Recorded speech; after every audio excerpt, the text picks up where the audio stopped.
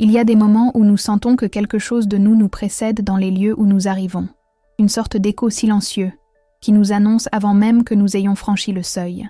C'est une sensation subtile, presque insaisissable, comme une atmosphère qui se modifie légèrement à notre approche, non pas à cause de notre présence physique, mais à cause de l'empreinte que notre nom, notre histoire, a déjà laissée dans l'esprit des autres. Pensez à ces conversations qui se tiennent dans des salons feutrés, autour d'une table de cuisine où le café fume encore, ou dans le calme d'un jardin à l'ombre d'un tilleul. Des conversations dont nous ne sommes pas les témoins, où notre nom est évoqué. Ce n'est pas du commérage, non. C'est quelque chose de plus profond, de plus dense. C'est le moment où notre essence est transmise par la voix d'un autre.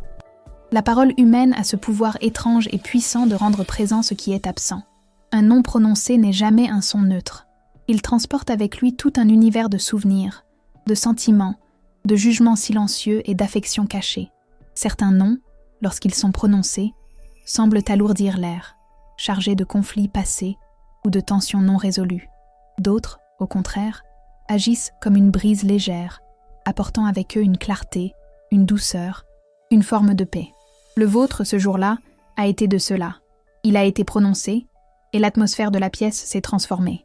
Non pas de manière spectaculaire, mais par une inflexion presque imperceptible, un changement dans la qualité du silence qui a suivi. C'est dans cet espace que se mesure le véritable poids de notre être, non pas dans ce que nous affirmons de nous-mêmes, mais dans ce que notre vie inspire aux autres de dire de nous en notre absence.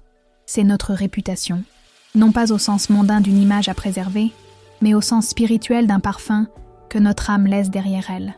Ce parfum est le résultat de 1000 petits gestes, de 1000 paroles dites ou tues, de choix faits dans la discrétion, loin des regards.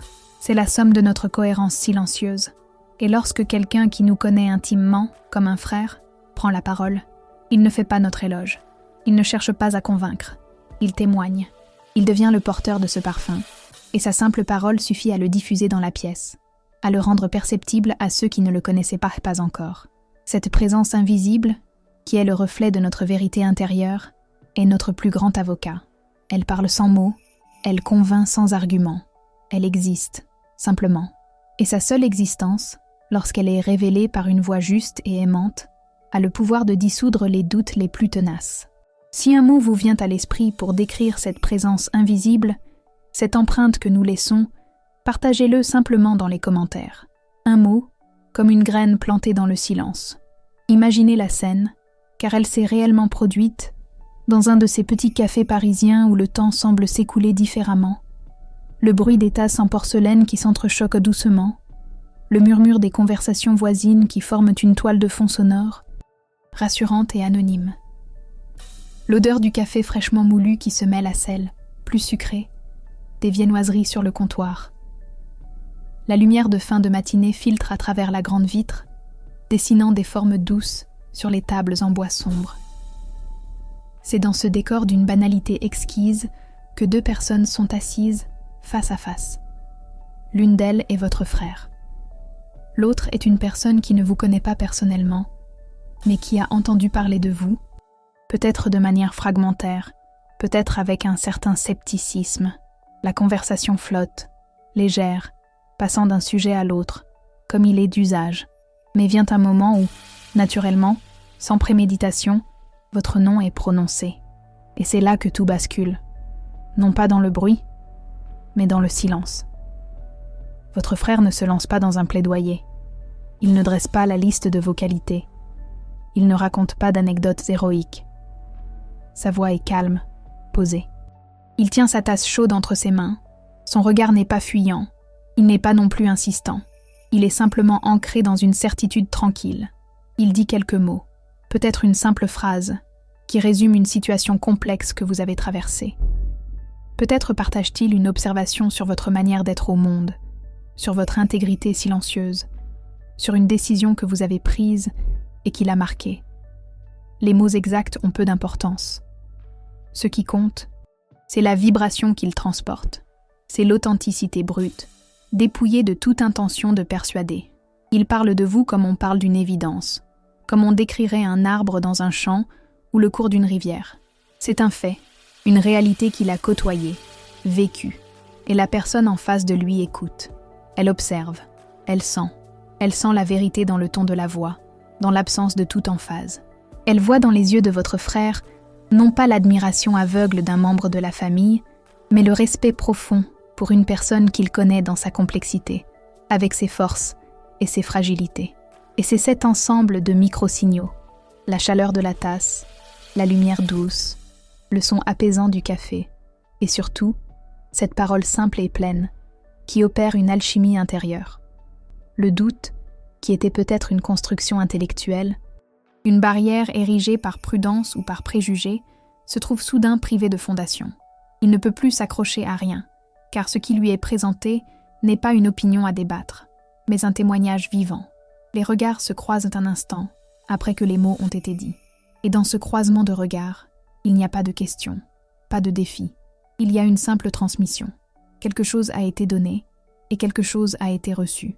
Cette scène au café en fait écho à une autre, plus ancienne, enfouie dans les replis du temps. Une mémoire qui n'est pas la vôtre directement, mais qui vous appartient pourtant, car elle fait partie de votre histoire invisible. Pensez à toutes les fois où quelqu'un, quelque part, a pris votre défense, sans que vous le sachiez. Un collègue dans une réunion, un ami face à une critique, un membre de votre famille corrigeant une perception erronée. Vous n'étiez pas là pour entendre. Vous n'avez jamais pu dire merci. Vous avez continué votre vie, ignorant de ces boucliers invisibles qui se sont levés pour vous protéger. Le temps a cette curieuse propriété de révéler tardivement les choses. Des années plus tard, au détour d'une confidence, une personne vous raconte « Tu sais, ce jour-là, un tel a dit ceci de toi. Il a remis les choses à leur place. » Et à cet instant, le passé se reconfigure. Un événement que vous aviez peut-être vécu comme une épreuve ou une injustice prend une autre couleur. Vous comprenez que vous n'étiez pas seul. Une solidarité secrète opérait en votre faveur. La parole transmise par un lasso familial, comme celle d'un frère ou d'une sœur, possède une force particulière. Elle n'est pas seulement basée sur l'affection, mais sur une connaissance intime, forgée au fil des années partagées. Un frère connaît vos débuts, vos premières hésitations, vos victoires discrètes et vos peines muettes. Il a été le témoin de votre évolution, de la personne que vous étiez et de celle que vous êtes devenue. Quand il parle de vous, il ne parle pas d'une image, mais d'une trajectoire. Sa parole a la densité d'une histoire partagée. C'est pourquoi son témoignage est si puissant. Il ne défend pas une opinion. Il protège une vérité qu'il a vue grandir. Ce jour-là, dans ce café, la parole de votre frère n'était pas seulement un acte du présent. Elle était l'aboutissement de toutes ces années d'observation silencieuse. Elle portait en elle le poids de 1000 souvenirs, de 1000 moments où votre caractère s'est révélé à lui. Et la personne qui l'écoutait, même sans connaître tous ces détails, a ressenti cette profondeur. Elle a perçu que ces quelques mots étaient la pointe émergée d'un iceberg de loyauté et de connaissance. C'est ainsi que les doutes les plus solides s'effritent. Non pas face à un assaut, mais face à la révélation d'une fondation cachée. La parole de votre frère a révélé à cette personne qu'il y avait derrière vous une histoire de cohérence, une solidité dont elle n'avait pas conscience. Et cette révélation tardive est souvent plus puissante que n'importe quelle preuve présentée sur le moment. Nous reviendrons plus tard sur la manière dont cette parole a véritablement agi, car son effet le plus profond n'est pas celui que l'on imagine. Il existe une différence fondamentale entre convaincre et témoigner. Une distinction que notre monde pressé a souvent tendance à oublier. Convaincre est un acte de l'intellect qui s'adresse à l'intellect de l'autre. C'est une bataille d'arguments, une joute où l'on cherche à démontrer la supériorité de sa position. Pour convaincre, on déploie des stratégies, on anticipe les objections, on polit son discours. C'est un effort, une tension vers un but, faire adhérer l'autre à notre point de vue. Le témoignage, lui, est d'une autre nature. Il ne cherche rien, il ne demande rien, il se contente d'être. Témoigner, c'est simplement dire ce que l'on a vu, ce que l'on a vécu, ce que l'on sait être vrai au plus profond de soi. Le témoignage ne s'adresse pas d'abord à l'intellect, mais à l'être tout entier. Il ne cherche pas à gagner un débat, mais à offrir une parcelle de vérité vécue. C'est pour cette raison que certaines des doutes les plus profondément ancrés ne cèdent jamais face à une argumentation brillante, mais s'évanouissent soudainement devant un témoignage simple et sincère. Le doute se nourrit de la complexité, des failles logiques, des contradictions. Il adore disséquer les arguments pour y trouver la moindre faiblesse. Mais face à un témoignage, il est désarmé, car que peut-on objecter à quelqu'un qui dit « Voici ce que j'ai vu, voici ce que je sais ». On peut choisir de ne pas le croire, mais on ne peut pas débattre de son expérience. L'autorité d'un témoignage ne naît pas de l'effort ou de la force de persuasion. Elle naît de la cohérence. La cohérence entre la parole dite et la vie vécue par celui qui parle, mais aussi et surtout, la cohérence de la personne dont on parle. Votre frère, dans ce café, n'a pas eu besoin de faire d'efforts. Son autorité venait du fait que ses mots étaient en parfaite adéquation avec la réalité de ce que vous êtes. Il n'a pas eu à inventer, à embellir ou à exagérer. Il a simplement puisé dans le réservoir de vérité que votre propre vie a constitué. C'est votre cohérence silencieuse, jour après jour, qui a donné à ces mots leur poids et leur pouvoir. C'est une leçon profonde. Notre plus grande force de persuasion ne réside pas dans notre capacité à argumenter, mais dans la qualité de notre être. Une vie vécue avec intégrité devient un témoignage en soi, un témoignage muet, mais extraordinairement puissant. Et lorsque quelqu'un d'autre se fait l'écho de ce témoignage, sa parole devient alors presque irréfutable. Elle ne force pas la porte de l'esprit, elle trouve simplement la serrure du cœur et l'ouvre en douceur. Plongeons un instant dans le silence intérieur de la personne assise en face de votre frère, cet espace intime où les pensées s'agitent, où les impressions se forment et où les certitudes vacillent. Avant que votre nom ne soit prononcé, son esprit était peut-être un paysage bien ordonné, avec des opinions claires, des jugements établis. Peut-être y avait-il une part de méfiance, une réserve naturelle face à ce qu'elle ne connaissait pas. C'est une posture saine, une forme de protection. Le doute est un gardien qui veille à la porte de notre esprit, ne laissant entrer que ce qui lui semble digne de confiance. Alors, quand les mots de votre frère ont résonné, le gardien s'est mis en alerte. La première réaction a sans doute été la résistance, une pensée fugace. Bien sûr, c'est son frère, il est partial, il ne va pas en dire du mal. C'est une défense logique, un réflexe de l'intellect qui cherche à maintenir son ordre intérieur. L'esprit s'accroche à ses anciennes certitudes, il cherche des raisons de ne pas changer d'avis. Il se souvient peut-être d'une rumeur, d'une impression, d'un détail qui venait conforter son opinion initiale. Pendant quelques secondes, une lutte silencieuse a lieu. D'un côté, la force de l'habitude et du préjugé. De l'autre, la vibration nouvelle, cette parole simple et authentique qui vient de résonner. Et puis, un instant de bascule, un moment presque imperceptible où la résistance commence à céder. Ce n'est pas une décision consciente, c'est plus subtil. C'est comme une note de musique, juste qui vient toucher une corde sensible à l'intérieur. L'intellect peut encore se débattre, mais quelque chose de plus profond, l'intuition, le cœur, a déjà reconnu la vérité. La personne observe votre frère. Elle ne voit pas de calcul dans son regard. Elle n'entend pas de fausseté dans sa voix. Elle sent une congruence parfaite entre l'homme et ses paroles. Et cette congruence devient un miroir. Elle se demande alors « Et si c'était vrai ? Et si ma perception était erronée ?» C'est le début de la dissolution. Le doute ne s'effondre pas comme un mur sous les coups d'un bélier. Il se dissout lentement, comme le sucre dans l'eau chaude. La chaleur ici, c'est l'authenticité du témoignage. Le gardien à la porte de l'esprit n'a pas été vaincu. Il a été apaisé. Il a compris qu'il n'y avait pas de menace, pas de tromperie. Il a senti que ce qui cherchait à entrer était de nature bienveillante et vraie. Et doucement, il a baissé sa garde. C'est dans ce dialogue intérieur, dans cette alchimie secrète, que la parole de votre frère a trouvé son véritable écho et a accompli son œuvre de clarification. Peut-être y a-t-il une parole que l'on a dite sur vous et que vous n'avez jamais oubliée. Si vous le souhaitez, partagez-la dans les commentaires, non pas pour l'anecdote, mais pour honorer le poids que les mots justes peuvent avoir dans une vie. Dans la culture française, la confiance est une chose qui se construit lentement, avec patience et discernement. Elle est rarement accordée d'emblée. On observe, on écoute, on évalue la cohérence entre les paroles et les actes. C'est une société qui valorise l'esprit critique, parfois jusqu'à la méfiance. Gagner la confiance de quelqu'un est donc un processus délicat qui repose moins sur des déclarations grandiloquentes que sur une accumulation de preuves discrètes au fil du temps. Dans ce contexte, la parole passée entre des personnes proches revêt une importance capitale. Le cercle de confiance est souvent restreint. La famille, les amis de longue date. La vie de ces personnes constitue un filtre puissant à travers lequel on perçoit le monde et les autres. Si une personne en qui j'ai une confiance absolue me parle en bien de quelqu'un que je ne connais pas, son témoignage a un poids immense. Il court-circuite, en quelque sorte, le long processus habituel de vérification. Ce n'est pas de la crédulité, mais une forme d'économie de la confiance. Je ne fais pas confiance à l'inconnu, je fais confiance au jugement de mon ami, de mon frère, de ma sœur. C'est un transfert de crédibilité. C'est précisément ce mécanisme qui s'est opéré dans ce café. La personne en face de votre frère lui accordait déjà sa confiance. En entendant son témoignage sur vous, elle n'a pas eu besoin de vous connaître pour commencer à croire en votre valeur. Elle a fait confiance à celui qui vous connaissait.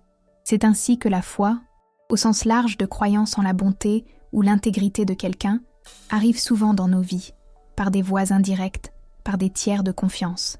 Rares sont les personnes qui ont un impact direct et immédiat sur nous. Le plus souvent, leur influence nous parvient par ricochet, portée par la voix de ceux que nous aimons et respectons déjà. Cela nous enseigne une vérité spirituelle profonde. Nous sommes toutes interconnectées. Nos actions et notre manière d'être ne rayonnent pas seulement autour de nous, mais elles voyagent à travers les réseaux de relations humaines.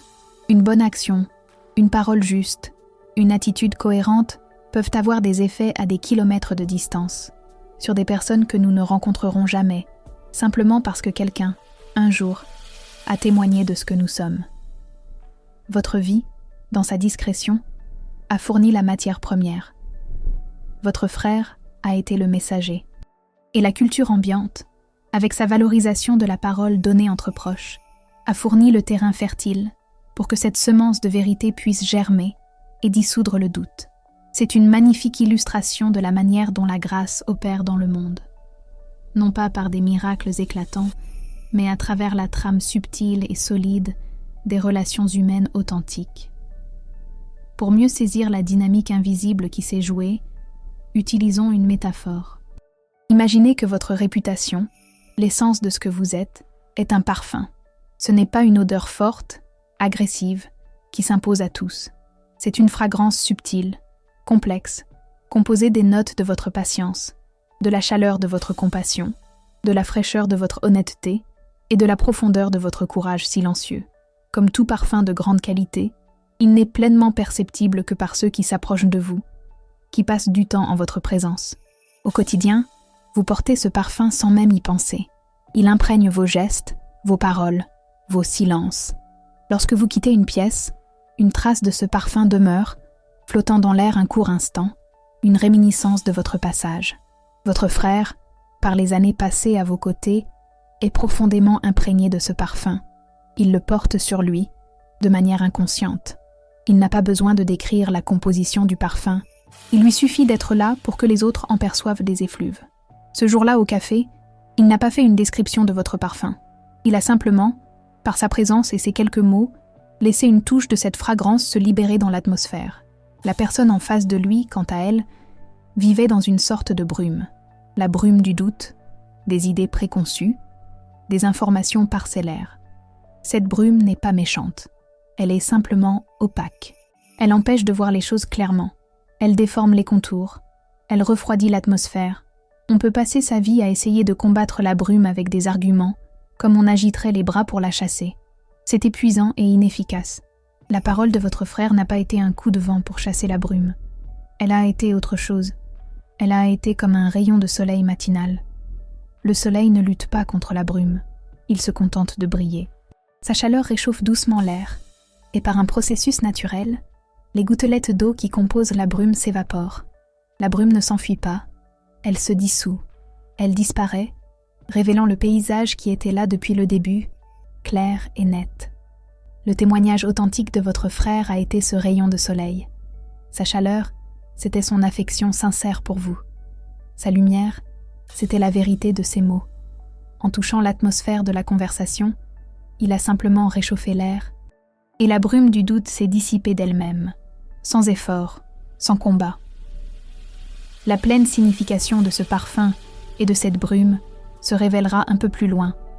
lorsque nous comprendrons ce qui est véritablement éclairé. Que se passe-t-il en nous lorsque nous commençons à croire sans avoir vu, à faire confiance sur la base d'une parole juste? C'est un mouvement intérieur d'une grande délicatesse. C'est l'acceptation de ne pas tout maîtriser, de ne pas tout soumettre au tribunal de notre propre jugement. C'est un acte d'humilité et d'ouverture. Tant que nous exigeons des preuves tangibles pour tout, notre monde reste petit, limité à ce que nos sens et notre raison peuvent vérifier. Nous sommes comme une personne qui refuserait de croire à l'existence de l'océan parce qu'elle n'a jamais vu qu'un ruisseau. La confiance, celle qui naît d'un témoignage comme celui-ci, est un geste intime qui élargit notre univers. Elle nous connecte à des réalités qui nous sont inaccessibles directement. Elle nous permet de nous appuyer sur l'expérience et la sagesse des autres. C'est un pont jeté par-dessus le vide de notre ignorance. Ce jour-là, la personne qui a entendu votre frère a fait ce pas. Elle a accepté de laisser sa perception être informée par celle d'un autre. Elle n'a pas abandonné son esprit critique, elle l'a transcendé. Elle a compris que certaines vérités, notamment celles qui touchent au cœur de l'être humain, ne se laissent pas enfermer dans des preuves matérielles. Elles se sentent, elles se reçoivent. L'absence devient alors paradoxalement un espace de révélation. C'est parce que vous n'étiez pas là pour vous défendre, pour vous justifier, pour vous présenter sous votre meilleur jour, que la vérité de votre être a pu apparaître dans sa forme la plus pure. Votre absence a créé un vide que seule une parole authentique pouvait combler. Si vous aviez été présente, la dynamique aurait été différente. L'autre personne aurait analysé votre comportement, vos paroles, cherchant une confirmation ou une infirmation de ses doutes. Mais en votre absence, elle n'avait que le témoignage. Elle a été invitée non pas à juger, mais à accueillir. C'est une contemplation qui reste ouverte. Il n'y a pas de conclusion définitive à en tirer, si ce n'est peut-être une invitation à réfléchir. À quel moment la parole d'un autre a-t-elle soutenu en vous quelque chose que vous n'arriviez pas à affirmer vous-même? Pensez à ces moments où le doute sur vos propres capacités, sur votre propre valeur, vous paralysait. Et puis, quelqu'un, un ami, un mentor, un proche, vous a dit « Je crois en toi. Je sais que tu peux le faire. » Et ces mots, venant de l'extérieur, ont eu plus de poids que toutes vos propres tentatives d'auto-persuasion. Ils ont validé une potentialité que vous n'osiez pas reconnaître. C'est le même processus, inversé. La confiance est un écosystème, un réseau invisible qui nous soutient les uns les autres, souvent à notre insu. À vous, qui n'étiez pas là pour entendre ces mots, mais qui en êtes la source et la destination. Cette lettre silencieuse vous est adressée. Sachez que votre vie résonne bien au-delà de ce que vous percevez.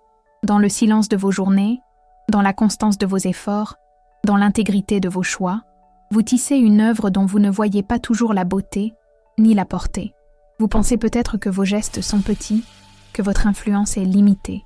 Vous vous levez chaque matin et vous faites face à ce que la vie vous présente, avec courage, avec discrétion, sans chercher les applaudissements. Et c'est précisément dans cette absence de recherche que réside votre plus grande force. Ce message vient vous le confirmer. Il vient reconnaître, sans exalter, la valeur de votre présence au monde. Une présence qui n'a pas besoin d'être bruyante pour être puissante.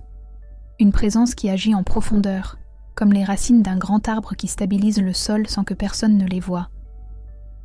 La parole de votre frère n'a été que le fruit visible de cet enracinement. Il n'a fait que cueillir ce que vous avez semé pendant des années. Ne voyez pas cet événement comme un hasard heureux, mais comme la conséquence naturelle et juste de ce que vous êtes. C'est une loi spirituelle. Ce qui est authentique et vrai finit toujours par trouver un chemin vers la lumière. Parfois, cela prend du temps. Parfois, cela passe par des intermédiaires inattendus. Mais la vérité a une force tranquille qui ne peut être contenue indéfiniment. Sentez, même à distance, cette reconnaissance. Accueillez-la non pas avec orgueil, mais avec une humble gratitude. Gratitude pour ce frère qui a su être un témoin fidèle. Gratitude pour cette personne qui a eu l'ouverture de cœur nécessaire pour recevoir le témoignage. Et gratitude pour vous-même, pour avoir maintenu le cap, pour être resté fidèle à votre propre lumière intérieure, même les jours où elle vous semblait bien faible. Votre présence est sentida, même lorsque vous vous croyez invisible. Elle est une encre pour ceux qui vous connaissent, et désormais, une lumière pour ceux qui commençaient à peine à douter. Continuez d'être simplement qui vous êtes. C'est votre plus grand service, votre plus beau témoignage. Si ces paroles résonnent en vous, nous vous invitons à poursuivre ce cheminement ensemble, à rester à l'écoute, comme des compagnons de route qui marchent côte à côte, dans le respect du rythme de chacun. Comment intégrer cette compréhension dans le tissu de nos jours, non pas par de grandes résolutions, mais par un micro-rituel quotidien, un petit geste de conscience qui peut tout changer. Ce rituel est celui de la parole juste concernant les absents. Chaque fois que vous êtes amené à parler de quelqu'un qui n'est pas présent dans la pièce, nous vous invitons à observer une microseconde de silence intérieur. Juste un instant, une respiration. Dans cet instant, connectez-vous à l'intention derrière vos mots. Allez-vous décrire, juger, analyser ou témoigner? Allez-vous parler de l'image que vous avez de la personne ou de l'essence que vous avez perçue en elle? Pensez au parfum. Demandez-vous, quel parfum mes paroles vont-elles laisser dans cette pièce, dans l'esprit de ceux qui m'écoutent? Est-ce un parfum qui clarifie, qui apaise, qui rend justice à la complexité de l'autre? Ou est-ce une odeur âcre de critique, de simplification, de jugement hâtif? Ce simple geste d'attention change tout. Il nous rend responsables de l'écosystème invisible de la confiance. Il nous transforme de simples locuteurs en gardiens de la réputation des autres. C'est un acte de cohérence silencieuse. En choisissant de parler des absents avec le même respect que s'ils étaient présents, nous honorons la confiance que les autres placent en nous. Nous honorons celui ou celle qui, un jour, a parlé de nous avec justesse en notre absence. C'est une manière de rendre la grâce que nous avons reçue. C'est aussi une manière d'honorer ceux qui nous font confiance, sans exiger de preuves. La personne dans le café a fait un acte de foi envers vous, à travers votre frère. En pratiquant ce rituel de la parole juste, vous renforcez le champ de confiance global. Vous rendez de tels actes de foi plus faciles, plus naturels pour tout le monde. Cela ne signifie pas qu'il faille idéaliser les gens ou taire les vérités difficiles. Mais cela signifie qu'il faut les aborder avec une intention de clarté et de compassion, et non de destruction. C'est un entraînement quotidien, une discipline du cœur. Un petit geste, une parole retenue, une phrase choisie avec soin. C'est ainsi que nous devenons, à notre tour, des messagers fiables, des porteurs de parfums subtils et vrais. C'est par des gestes conscients comme celui-ci que cette communauté de pensée et de cœur s'épanouit. Votre soutien, si vous le souhaitez, en est un autre, et il est reçu avec une profonde gratitude. Maintenant, laissons les mots se déposer. Il n'y a plus rien à analyser, plus rien à comprendre avec l'intellect. L'invitation est de rester simplement avec la sensation que ce récit a laissée en vous. Prenez une respiration lente et profonde. Sentez l'air entrer et sortir. Laissez votre attention descendre de votre tête vers l'espace de votre cœur. Quelle est la qualité de l'atmosphère intérieure en cet instant? Y a-t-il plus de calme, plus de confiance, une forme de chaleur douce? Ne cherchez pas à nommer précisément. Contentez-vous de ressentir. Il n'y a rien à résoudre maintenant. Les questions qui ont pu émerger n'ont pas besoin de réponses immédiates. La vérité de ce message n'est pas dans une conclusion logique, mais dans la résonance qu'il a créée en vous. C'est une musique subtile qui continue de vibrer, même après que les instruments se sont tus. Permettez à cette vibration de s'installer. Imaginez cette histoire non pas comme une information que vous avez reçue, mais comme une graine qui a été plantée dans le jardin de votre âme. Elle n'a pas besoin que vous tiriez dessus pour la faire grandir. Elle a juste besoin d'un peu de silence, d'un peu d'espace, de la douce lumière de votre attention bienveillante. La présence dont nous avons parlé, cette présence qui vous précède et qui demeure, continue d'exister au-delà des mots qui ont tenté de la décrire. Elle est en vous, elle est vous. Elle est dans la manière dont vous préparez votre thé le matin, dans le sourire que vous adressez à un inconnu, dans la patience que vous montrez face à une contrariété. Elle n'a pas besoin d'être prouvée. Elle a simplement besoin d'être vécue. Alors, pour ces quelques instants de clôture, ne faites rien. Soyez simplement. Reposez-vous dans la certitude tranquille que votre être a un poids, une valeur et un parfum unique. Et que ce parfum, porté par les courants invisibles de la vie, va toucher des rivages que vous n'imaginiez même pas. Une présence qui demeure, comme une vérité qui n'a pas besoin d'être prouvée pour continuer d'exister. Quel est le mot qui reste avec vous après cette écoute? Si le cœur vous en dit, partagez-le, comme une dernière note laissée en suspens dans le silence.